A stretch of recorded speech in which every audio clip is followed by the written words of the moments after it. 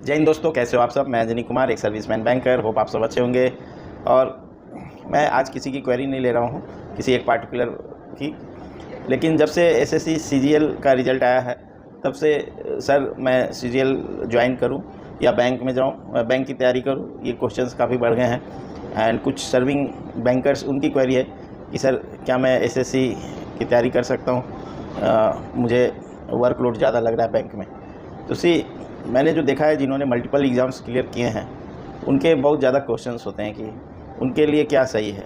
ठीक है, वो कुछ लोग बैंक के साथ रेलवे का एग्ज़ाम क्लियर किए हैं, कुछ लोग बैंक के साथ ओएनजीसी का एग्ज़ाम क्लियर किए हैं। ठीक है, तो कुछ लोग एसएससी के एग्ज़ाम क्लियर किए हैं, वो बैंक के एग्ज़ाम को ट्राई करना चाहते हैं। तो सबकी अपनी अपनी प्रायोरिटी है। ठीक है, और एक मन्नू भाई थे, मन्नू, उनको मैंने लास्ट ईयर सजेशन दिया था। वो चूँकि दिल्ली के थे, सबके सिचुएशन एक जैसे नहीं होते हैं, एक बात ये आप ध्यान रखिए। तो मनु भाई जो थे वो दिल्ली के थे and he was from middle class background, और उनको कैनरा बैंक में पोस्टिंग मिल रही थी एज ए पीओ। और वो दिल्ली में वो एसएससी के थ्रू उनको 2800 ग्रेड पे का जॉब आई थिंक मिल रहा था। तो I suggested him to join SSC. It doesn't mean कि सभी को मीन्स बैंक पीओ से बेटर एसएससी जॉब सभी के लिए है। ठीक है, एंड अभी एक क्वेरी आ रहा था कि सर मैं स्केल 1 ऑफिसर हूँ, क्या मैं एसएससी सीजीएल का एग्ज़ाम लिखूँगा तो मुझे पे प्रोटेक्शन मिलेगा। ठीक है, एक सर्विसमैन भाई।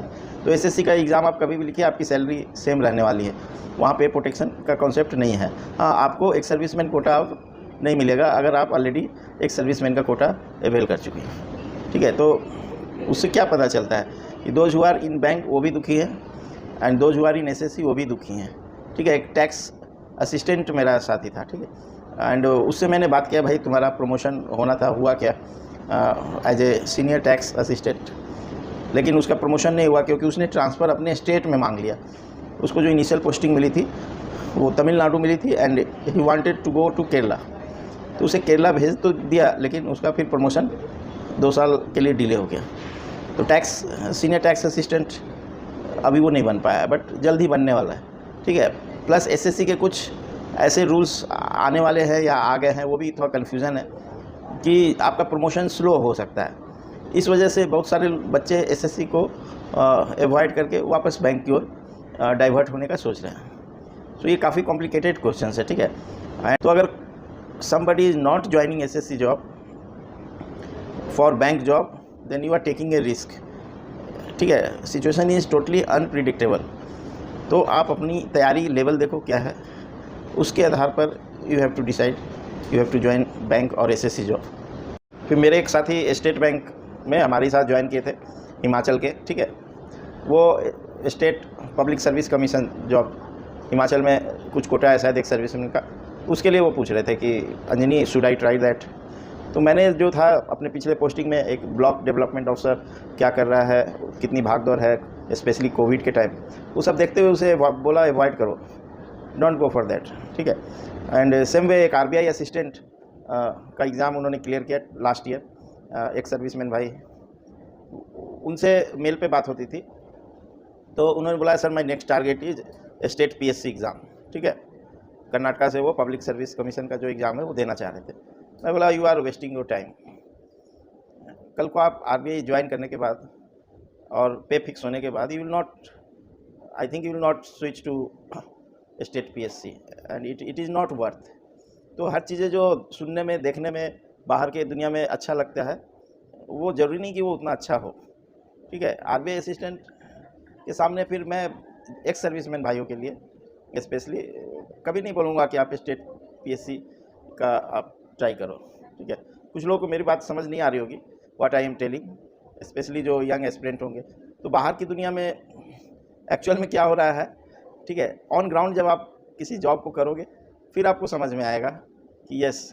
ठीक है, मैं जो पहले दुमका में रहता था वहाँ पे मैं देखा हूँ ब्लॉक डेवलपमेंट ऑफिसर हमारे साथ में, उनके बच्चे हमारे बच्चे साथ में खेलते थे, पड़ोस में रहते थे वो रेंट पे। ठीक है, तो उनकी हालत मैं देखा था कोविड के टाइम कि उनकी हालत क्या थी, उनके ऑफिस वगैरह सब गया था। ठीक है, तो उससे जो मुझे आइडिया लगा कि यार इट इज़ फार बेटर कि मैं बैंक में हूँ। तो यही मैं सजेस्ट करूँगा कि आप अपनी रिक्वायरमेंट देखिए, मेरे लिए जो सूट करता है ज़रूरी नहीं आपके लिए सूट करे। फिर कुछ बच्चे टू डू लिस्ट मांगते हैं कि सर प्रिपरेशन के लिए टू डू लिस्ट कुछ बताइए, क्या करें कैसे करें। सी आपके सभी एस्पिरेंट्स के जो हैं सब्जेक्ट वीकनेस डिफरेंट है, किसी का क्वांट वीक होता है, किसी का रीजनिंग वीक होता है, किसी का इंग्लिश वीक है, किसी का जीए वीक है, कंप्यूटर वीक है। तो टू डू लिस्ट ठीक है, एंड कोई सर्विंग है, कोई जस्ट ये है स्टूडेंट है, तो दोनों के अलग अलग, सबके सेपरेट रिक्वायरमेंट है, सेपरेट है, सेपरेट आपका टू डू लिस्ट होना चाहिए।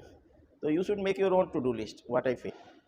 Same way you should take your own priority. कोई बहुत गरीब घर से है, ठीक है, अगर वो एसएससी का 2800 का जॉब निकालता है, दूसरी तरफ वो IBPS PO निकालता है, तो मैं उसे IBPS PO बोलूँगा, ठीक है, क्योंकि उसकी अभी प्रायोरिटी क्या है, उसे पैसे की ज़रूरत है, ठीक है, लॉन्ग रन में उसे घर की ज़रूरत है। May be he don't have his own, अपना घर नहीं हो, सपना हो उसको, तो in that case he is ready to work hard, ठीक है, and it will be better for him. So here I will conclude now. Hope you will appreciate what I want to tell. Thank you for giving your precious time. God bless you all.